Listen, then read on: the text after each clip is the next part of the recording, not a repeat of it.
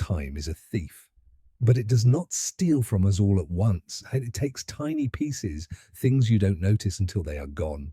First, it takes the spring in your step. Then it takes the ease of standing up. Then it takes your confidence to walk on uneven ground. And finally, it takes your independence. We are told a lie, a comforting, dangerous lie. We are told that if we just keep moving, if we just keep walking, we will be safe. Look at this man. He walks 3 miles every single morning. He has done this for 10 years. His doctor is proud of him. His family is proud of him. But inside his body, a silent disaster is unfolding. While his heart is pumping strong, his structural integrity is failing.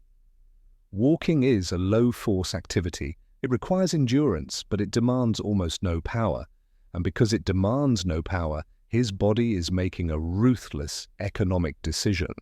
It is shutting down the engines it thinks he no longer needs. It happens in a split second. Gravity calls his bluff. He trips. In a younger body, a signal would fire like lightning. Contract, catch, stabilize.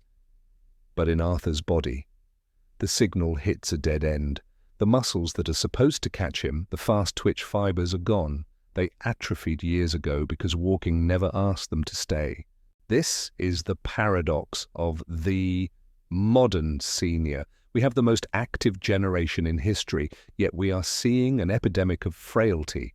Why is walking not enough? Why do legs get weaker, even when we use them every day? The answer lies deep inside the microscope, and it has a name: sarcopenia. To understand the enemy, we must look at the raw material. On the left screen, the thigh muscle of a 30-year-old male. Look at the density. It is deep red, tightly packed. There is very little white space. This is an engine built for horsepower. On the right, the thigh muscle of a 70-year-old male who only walks for exercise. It hasn't just shrunk, it has changed composition. This is marbling. Fat infiltration, the muscle fibers have been replaced by adipose tissue. It's like replacing the steel beams of a skyscraper with styrofoam. From the outside, the building looks the same, but inside, it cannot hold the weight. But muscle is only half the story. The other half is the wiring. Your brain communicates with your muscles through motor units. Think of a motor unit as a switch. Some switches turn on the low-power lights, your endurance fibers. Other switches turn on the floodlights, your high-power survival fibers. When you only walk, you are only flipping the low-power switches day after day, year after year. The high-power switches, the ones responsible for getting you out of a chair, climbing stairs or catching a fall, sit gathering dust.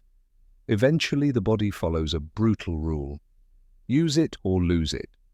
The brain literally unplugs those nerves. The connection dies. This is why you feel weak. It's not just that the muscle is small, it's that the phone line has been cut. This sounds terrifying, I know, but I'm not telling you this to scare you. I'm telling you this because there is a solution. And the solution is not walk more. The solution is to speak a language your body understands. We need to send a new signal, a signal that says, emergency, we need power, do not cut the line. We call this the independence protocol. We are going to learn 3 movements. These are not exercises, they are medical interventions. We are going to perform them slowly, deliberately. We are focusing on tension, not repetitions. Movement number 1. The anti-gravity squat. This targets the quadriceps and the glutes, the 2 engines that fight gravity. Most seniors do this wrong.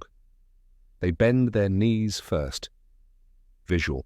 He demonstrates the wrong way. Knees shooting forward over toes, heels lifting. This destroys the knees. It shears the joint. Here is the correction. Hinge. Imagine you are closing a car door with your backside. Push the hips back. Reach for the chair behind you. Trust that it is there. Now here is the secret sauce, the tempo. We are not bouncing. We go down for 4 seconds. Count with me. 4, 3, 2, 1. Touch the chair. Do not sit, just kiss it. Now drive. Visual. Close up on his heels, digging into the floor. He stands up explosively. Push the floor away from you. That explosion, that is the signal. That wakes up the dormant type 2 fibers. Movement number 2, the neurobalance stand. Walking uses momentum to keep you upright like a bicycle. Standing still on one leg requires 100 times more neural processing power. Visual. He lifts one foot. He closes his eyes. We see his ankle twitching and wobbling. Now look at that ankle. See that twitch? That is not weakness. That is calibration. That is your brain firing millions of microsignals to the stabilizers in your foot. If you do not practice this, your brain forgets how to find the center of gravity. Do this while brushing your teeth. 30 seconds per leg. It is the difference between a stumble and a broken hip. Movement number 3, the posterior bridge. Modern life curls us forward. We sit, we hunch, we look at phones. This compresses the spine and shuts off the glutes. We need to open the body back up. Visual, he drives his hips up. His body forms a perfect diagonal line. Squeeze the glutes at the top. Hard. Imagine you are cracking a walnut between your cheeks. This strengthens the lower back and the hamstrings. It builds the armor that protects your spine. Now listen closely. This is where 90% of seniors fail. You can do the squats, you can send the signal, but if you do not provide the materials, nothing will be built. Imagine the exercise is the foreman yelling, "Build the wall." But if the trucks don't arrive with the bricks, the wall does not go up. As we age, our bodies develop anabolic resistance. Means we become less efficient at processing protein. When you were 20, a single egg could build muscle. At 70, that same egg barely registers. You need more bricks just to maintain the same wall. This is the sarcopenia diet. Toast, tea, a banana. It is delicious, but it is structurally bankrupt. There is zero building material here.